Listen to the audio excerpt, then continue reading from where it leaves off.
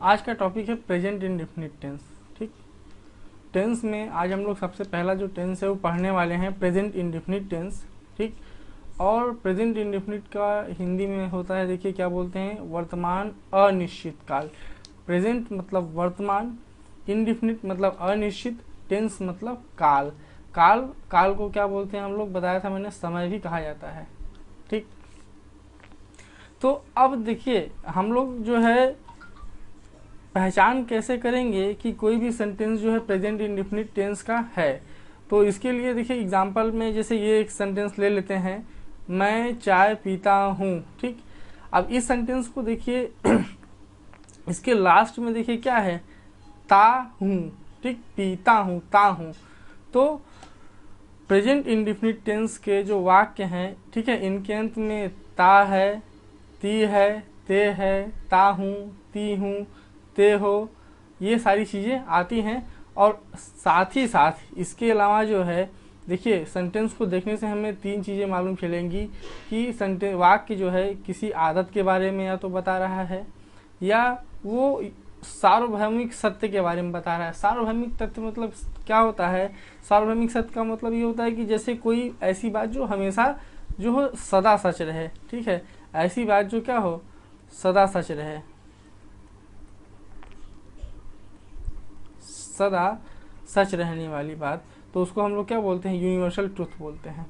उसके अलावा अगर जैसे किसी डेली रूटीन के बारे में, डेली रूटीन मतलब दिनचर्या का जो भी हम लोग काम करते हैं, जो हमेशा करते हैं, तो वो क्या कहलाता है, दिनचर्या कहलाती है या डेली रूटीन कहलाती है। तो ऐसे में इसको बताने के लिए जो है हम लोग जो है तो भी जो है प्रेजेंट इंडेफिनिट टेंस का प्रयोग करते हैं। ठीक है, अब जैसे एग्जांपल से समझ लेते हैं। देखिए क्या बोल रहा है, मैं चाय पीता हूँ। ठीक, तो अब देखिए मैं चाय पीता हूँ, ये क्या बता रहा है, ये आदत के बारे में बता रहा है कि जैसे मैं चाय पीता हूँ, ये मेरी क्या है, आदत है। ठीक, उसी तरह से सूरज पूर्व में निकलता है। आप सभी जानते हैं कि सूरज हमेशा कहाँ निकलता है, पूरब में निकलता है। ये क्या है, एक सदा सच रहने वाली बात है। ठीक है, ये क्या है, सार्वभौमिक सत्य है और इसको सभी लोग जानते हैं। इसे यूनिवर्सल ट्रुथ वाला वाक्य भी कहते हैं। तो इसके अलावा देखिए डेली रूटीन, जैसे मैं स्कूल जाता हूँ, तो ये क्या है, ये डेली रूटीन का काम है कि स्कूल क्या है, रोज जाने वाली चीज़ है। ठीक है, स्कूल रोज जाता हूँ, तो ये क्या है, मेरा डेली रूटीन है, मैं रोज स्कूल जाता हूँ। उसी तरह से अगर कहा जाए कि मैं रोज नहाता हूँ, ठीक, मैं रोज नहाता हूँ, तो ये भी क्या है, ये डेली रूटीन है। उसी तरह से जो है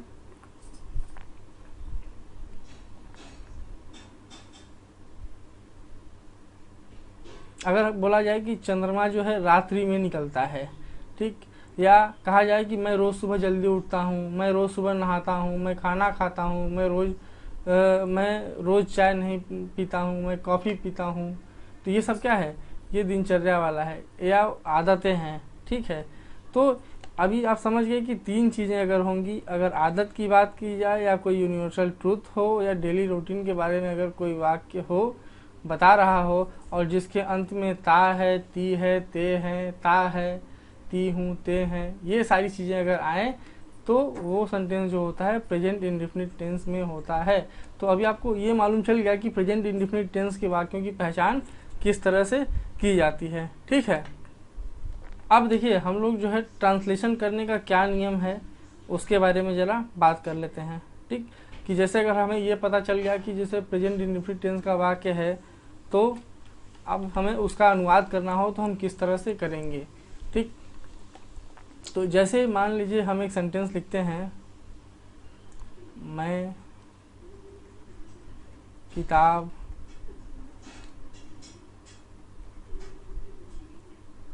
पढ़ता हूँ। ठीक, जैसे ये सेंटेंस हो गया, मैं किताब पढ़ता हूँ। तो अब देखिए इसमें कह रहा है कि सबसे पहले हम लोग क्या लिखेंगे, कर्ता लिखेंगे। तो कर्ता क्या होता है, कर्ता जो काम करने वाला होता है उसको क्या बोलते हैं, कर्ता कहा जाता है या सब्जेक्ट कहा जाता है। तो अब इस सेंटेंस में मैं किताब पढ़ता हूँ, इसमें कर्ता कौन है, काम कौन कर रहा है, मैं कर रहा हूँ, तो ये क्या हो गया आपका, ये हो गया सब्जेक्ट हो गया। उसके बाद कह रहा है कि क्रिया की फर्स्ट फॉर्म लिखते हैं। तो देखिए क्रिया क्या होता है, क्रिया मतलब जो काम किया जा रहा है, जो काम होता है। क्रिया मतलब जो भी काम है उसको हम लोग क्या बोलते हैं, जो काम हो रहा है उसको बोलते हैं क्रिया या वर्ब। ठीक, तो अब यहाँ पे क्या काम हो रहा है, पढ़ाई का काम हो रहा है, तो ये आपका क्या हो जाएगा, ये वर्ब हो जाएगा, इसको बोलते हैं क्रिया।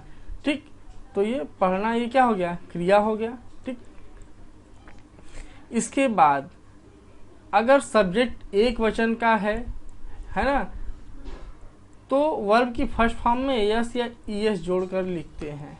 ठीक, तो अब देखिए यहाँ पे एक चीज ध्यान दीजिए, यहाँ पे मैंने लिखा है थर्ड पर्सन सिंगुलर। ठीक है, तभी इसके बारे में हम लोग बात करते हैं कि ये क्या चीज मैंने लिख रखा है। फिलहाल ये देख लीजिए कि अगर एक वचन है तो वर्ब की फर्स्ट फॉर्म में यस या ईएस जोड़कर लिखते हैं। ठीक, और अगर बहुवचन है तो वर्ब की फर्स्ट फॉर्म को ज्यों का त्यों लिख देंगे। ठीक है, उसके बाद हम लोग क्या करते हैं, ऑब्जेक्ट लिखते हैं। अब ऑब्जेक्ट क्या चीज़ होता है, ऑब्जेक्ट मैंने बताया था आपको कि अगर जैसे हम जो भी काम कर रहे हैं, यानी मैं पढ़ने का काम कर रहा हूँ तो मैं पढ़ता हूँ, मैं क्या पढ़ता हूँ, तो मैं किताब पढ़ रहा हूँ। ठीक है, तो इस काम का पढ़ने का असर किस पे पड़ रहा है, किताब पे पड़ रहा है। ठीक है, तो मैं क्या पढ़ता हूँ, अगर ये प्रश्न पूछा जाए तो क्या के उत्तर में हमें क्या मिलेगा, किताब मिलेगा। तो इसलिए किताब को क्या कहा जाएगा, ऑब्जेक्ट कहा जाएगा। तो ट्रांसलेशन करते समय सबसे पहले हम लोग क्या लिखेंगे, देखिए सबसे पहले हम लोग लिखेंगे सब्जेक्ट। ठीक है, उसके बाद फिर हम लोग क्या लिखने वाले हैं, वर्ब यानी क्रिया लिखने वाले हैं, यानी सब्जेक्ट प्लस वर्ब प्लस उसके बाद क्या लिखेंगे हम लोग, ऑब्जेक्ट लिखेंगे। ठीक है, अब इसके बाद कह रहा है कि अगर सेंटेंस में इन तीनों के बाद भी अगर कोई चीज रह जाती है तो वो वर्ड लिखते हैं। ठीक है, तो अगर जैसे मान लीजिए यहाँ पे कहा जाए कि मैं रोज किताब पढ़ता हूँ, तो जो रोज की इंग्लिश आएगी वो इसके बाद लिखा जाएगा। ठीक है, यहाँ पे जो है डेली की इंग्लिश क्या होगी, इसके बाद लिखेंगे हम लोग। ठीक,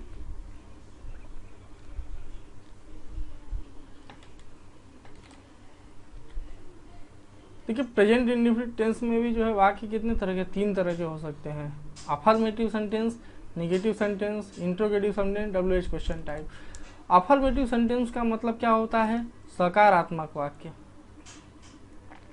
सकारात्मक वाक्य क्या होते हैं, सकारात्मक वाक्य वो होते हैं कि जिसमें जो है कोई भी जो है नहीं शब्द नहीं आता हो, जो सीधा सीधा सिंपल सेंटेंस हो, उन्हें क्या बोलते हैं, अफर्मेटिव सेंटेंस बोलते हैं। जैसे मैं रोज स्कूल जाता हूँ, इसमें कहीं भी नहीं है। ठीक है, तो ये वाक्य क्या है, अफर्मेटिव वाक्य है। उसी तरह से अगर यहाँ पे होता कि मैं रोज स्कूल नहीं जाता हूँ, अगर ये होता कि मैं रोज स्कूल नहीं जाता हूँ, तो ये यहाँ पे क्या है, नहीं आ गया। या सूर्य पूरब में नहीं निकलता है, तो अगर नहीं आ गया तो वो सेंटेंस क्या कहलाता है, निगेटिव सेंटेंस कहलाता है, या हिंदी में इसको बोलते हैं नकारात्मक वाक्य। उसी तरह से इंट्रोगेटिव, इंट्रोगेटिव का मतलब होता है प्रश्नवाचक वाक्य। प्रश्नवाचक वाक्य जैसे अगर मैं बोलूं यहाँ पे कि क्या मैं रोज स्कूल जाता हूँ, तो ये जो हो गया इंट्रोगेटिव वाक्य हो गया, क्योंकि इसमें एक प्रश्न पूछा जा रहा है। तो ऐसे वाक्यों को क्या बोलते हैं, इंट्रोगेटिव वाक्य बोलते हैं। फिर अगली बारी आती है WH क्वेश्चन टाइप से। जैसे अगर मान लीजिए मैं यहाँ पे कहूँ कि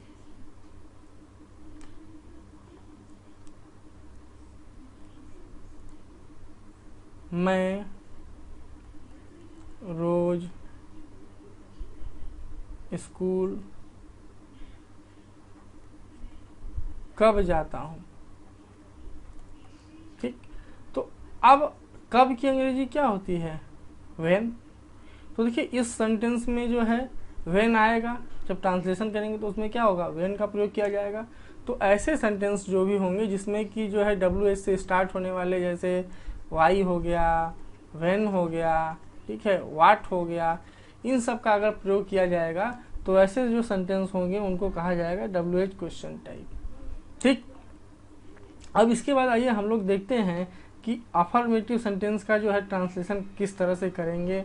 तो जैसे मैंने अभी आपको पहले ही बता दिया कि सब्जेक्ट उसके साथ वर्ब की फर्स्ट फॉर्म के साथ यस, ईएस या आईईएस लगता है, फिर ऑब्जेक्ट या अदर वर्ड। और अगर जो है सब्जेक्ट प्लूरल है, वर्ब का फर्स्ट फॉर्म है प्लस, तो अगर सब्जेक्ट प्लूरल है ना, तो वर्ब की फर्स्ट फॉर्म के लगाएंगे और उसमें यस या ईएस नहीं लगाएंगे। ठीक है, वर्ड की फर्स्ट फॉर्म को ज्यों का त्यों लिख देंगे, फिर उसके बाद ऑब्जेक्ट और उसके बाद अगर कोई वर्ड है तो वो वर्ड लिखेंगे, उस वर्ड की अंग्रेजी लिखेंगे। तो इसके बाद चलिए हम लोग जो है देख लेते हैं कि यस या ईएस किस तरह से लगाया जाएगा। जैसे एक सेंटेंस ले लेता हूं मैं, जैसे मैं किताब पढ़ता हूँ। ठीक, तो मैं किताब पढ़ता हूँ, तो अब यहाँ पे देखिए क्या है, मैं की अंग्रेजी क्या होती है, आई होती है। तो उसी तरह से देखिए आई मतलब क्या होता है, मैं। वी मतलब क्या होता है, हम। यू मतलब क्या होता है, तुम। दे मीन्स क्या होता है, वे। तो आई, वी, यू, दे, इन सब के साथ क्या लगेगा, केवल वर्ब की फर्स्ट फॉर्म लगेगी। ठीक, यस या ईएस या आईईएस नहीं लगेगा। ठीक, उसी तरह से अगर ही है, ही, शी, इट, एक वचन है अगर, तो इन सब के साथ क्या है, वर्ब का फर्स्ट फॉर्म तो लगेगा ही लगेगा। ठीक, और प्लस उसमें एस या ईएस लगेगा। जैसे यहाँ पे सेंटेंस है मैं किताब पढ़ता हूँ, तो मैं की अंग्रेजी क्या हो गई, आई। अब उसके बाद क्या बताया था मैंने कि सबसे पहले सब्जेक्ट आ गया, उसके बाद फिर क्रिया लगेगी, ये हो गया कर्ता। ठीक है, यहाँ पे क्या हो गया, कर्ता। अब उसके बाद क्रिया इसमें ढूंढेंगे कि सब्जेक्ट के बाद फिर क्या होता है, subject plus verb, subject plus verb plus object होता है। तो इसमें वर्ब कहाँ है, पढ़ता हूँ। तो पढ़ना की अंग्रेजी क्या होती है, रीड होती है, READ। ठीक, अब आई के साथ देख के बताइए यस या ईएस लगेगा कि नहीं लगेगा। देखिए आई कहाँ पे है, यहाँ पे है, तो आई, वी, यू, दे है ना, या बहुवचन है अगर, ठीक है, या बहुवचन है, तो उसमें वर्ब की फर्स्ट फॉर्म लगेगी, यस या ईएस नहीं लगेगा। तो आई के साथ जो है जो वर्ब प्रयोग किया गया है, रीड जो है, इसमें यस या ईएस नहीं लगेगा, इसको ज्यों का त्यों लिख देंगे। और उसके बाद आती है हमारी ऑब्जेक्ट की। ऑब्जेक्ट क्या है यहाँ पे, ऑब्जेक्ट है यहाँ पे किताब। तो किताब की इंग्लिश क्या होगी, आई रीड बुक। ठीक, तो सेंटेंस को देखिए पूरा करने के लिए आई रीड बुक के पहले हम लोग क्या लगा देंगे, आई रीड द बुक। ठीक, ये बाकी एन दी ये सारे नियम भी बाद में बताऊंगा मैं आपको। फिलहाल अभी के लिए समझ लीजिए कि मैं किताब पढ़ता हूँ का क्या होगा, आई रीड बुक के पहले द लगा देंगे, आई रीड द बुक। अब अगर बात की जाए कि वह किताब पढ़ता है, ठीक है, तो यहाँ पे अब जैसे वह है, तो वह के लिए क्या होगी, वह की अंग्रेजी होती है ही। अगर लड़की होती वह किताब पढ़ती है तो यहाँ पे क्या लिखते हैं हम लोग, शी लिखते, लेकिन लड़का है चूंकि, ठीक है, किताब पढ़ता है, तो उसके लिए क्या लगेगा, यहाँ पे ही रहेगा। ठीक, अब ही के बाद ये हो गया आपका सब्जेक्ट। फिर अब हम लोग क्या ढूंढेंगे, कर्ता हो गया, फिर अब क्रिया ढूंढेंगे। तो क्रिया क्या है, पढ़ना, पढ़ना क्रिया है, तो पढ़ना की अंग्रेजी क्या होगी, अभी मैंने बताया आपको, READ, रीड, रीड मीन्स पढ़ना। ठीक, अब लेकिन यहाँ पे ही लगा हुआ है, तो अभी हमने देखा कि ही, शी, इट या एक वचन के साथ वर्ब की फर्स्ट फॉर्म प्लस यस या ईएस लगता है। ठीक, तो यस या ईएस लगता है, तो वर्ब की फर्स्ट फॉर्म तो हो गई रीड, और रीड के साथ क्या लगाएंगे, यस लगा देंगे। देखिए ES क्यों नहीं लगा यहाँ पे, केवल S लगा, क्यों नहीं लगा ES? तो देखिए उसके भी नियम है। उसके लिए क्या नियम है कि अगर देखिए वर्ब का जैसे अंतिम अक्षर Y है, जैसे क्या हो गया, मान लीजिए ट्राई, ट्राई मतलब क्या होता है, प्रयास करना। तो अब इसके लास्ट में देखिए क्या है, Y है, तो Y है, तो अगर इसका हम अगर इसको अगर हम वाक्य में प्रयोग करेंगे, ऐसे ES लगाना होगा, तो उसके साथ ऐसे ES ना लगा क्या लगाएंगे, ट्राइज लगाएंगे, TRIES। उसी तरह से अगर जैसे ड्राई हो गया, तो ड्राई है, तो यहाँ पे अगर हमें लगाना होगा तो क्या लगाएंगे, DRIES, ड्राइज। ठीक, अगर जैसे सेंटेंस वर्ब का जो है आखिरी अक्षर अगर O है, जैसे गो हो गया, ठीक, तो ये अंत क्या है, O से हो रहा है, तो इसमें क्या लगाएंगे हम लोग, ES लगाएंगे। या लास्ट में अगर CH है, जैसे कैच, CATCH, कैच मतलब क्या होता है, पकड़ना। ठीक है, कोई जैसे गेंद कैच करते हैं ना, तो कैच मीन्स पकड़ना। तो अगर इसके साथ हमें लगाना होगा तो ऐसे ES में से क्या लगाएंगे, ES लगाएंगे। ठीक,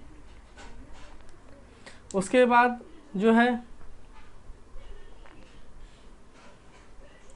गेस, गेस मतलब क्या होता है, अनुमान लगाना। ठीक है, तो इसके भी लास्ट में देखिए ES है, तो अगर इसमें हमें लगाना होगा ES तो क्या लगाएंगे, ES लगाएंगे। ठीक, और बाकी इन दोनों के अलावा अगर कुछ अगर रहेगा तो बाकी केस में क्या लगाएंगे, केवल S लगाएंगे। ठीक है, अब देखिए यहाँ पे कुछ सेंटेंस दिए गए हैं, मैं किताब पढ़ता हूँ, हम लोग खाना खाते हैं, ठीक है, तुम रोज स्कूल जाते हो। तो ये कुछ सेंटेंस है, इसको आप लोग ट्रांसलेट कीजिएगा। ठीक है, और नहीं तो इसके अगले वीडियो में जो है मैं इसके बारे में जो है इसका ट्रांसलेट करके मैं बता दूंगा कि इसका ट्रांसलेशन किस तरह से होगा। ये फिलहाल प्रैक्टिस करके के लिए आप लोग देख लीजिए। हाँ, मैं इसमें कुछ चीज़ें बता देता हूँ। देखिए, जैसे मैं की अंग्रेजी क्या होती है, आई होती है। हम लोग की अंग्रेजी क्या होगी, वी। तुम की इंग्लिश क्या होती है, यू। वह की इंग्लिश क्या होगी, ही। वे की इंग्लिश क्या होगी, वे लोग हैं, तो वे लोग की इंग्लिश क्या होगी, दे होगी। ठीक, अंशु, अंशु देखिए यहाँ पे क्या है, एक वचन है। अंशु क्या है, एक वचन है। उसी तरह से तुम की इंग्लिश यू होता है, बताया ही मैंने। ठीक है, मेरे दोस्त है, तो मेरे दोस्त की इंग्लिश क्या होगी, मेरा का होता है माई, और दोस्त की अंग्रेजी क्या होगी, माई फ्रेंड। अब यहाँ पे मेरे दोस्त बहुत अच्छा नाचते हैं, तो जो कि हैं यहाँ पे ढेर सारे हैं, तो माई फ्रेंड की जगह क्या होगा, माई फ्रेंड्स होगा। तो इसी तरह से जो है आप इन सभी वाक्यों का जो है ट्रांसलेट कर लीजिएगा। और इन केस अगर नहीं आता है तो इसके लिए अगला वीडियो देख लीजिएगा। मैंने अगले वीडियो में इसको जो है बता दूंगा कि इसका ट्रांसलेशन किस तरह से होगा।